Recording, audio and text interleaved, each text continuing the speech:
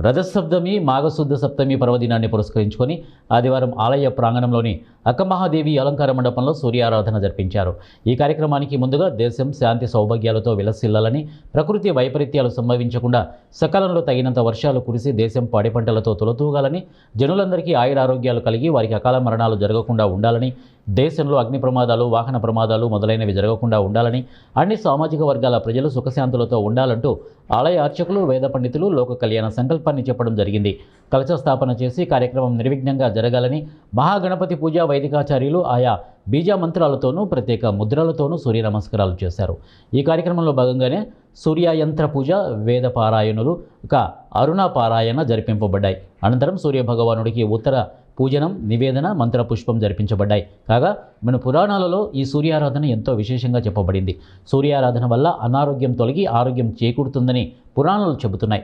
ముఖ్యంగా రథసప్తమి రోజున సూర్యుడిని ఆరాధించడం ఎంతో ఫలదాయకం. ఇక మన్వంతర ప్రారంభంలో సూర్యభగవానుడు మాఘశుద్ధ సప్తమి రోజున మొట్టమొదటిసారిగా తన ప్రకాశాన్ని లోకాలకు అందించాడని చెబుతారు. అందుకే రథసప్తమి రోజున సూర్య జయంతిగా జరుపుకోవడం ఆచారంగా కొనసాగుతోంది. ఈ కార్యక్రమంలో కార్యనిర్వహణాధికారి ఎం శ్రీనివాసరావు, అర్చక స్వాములు, వేద పండితులు పాల్గొన్నారు.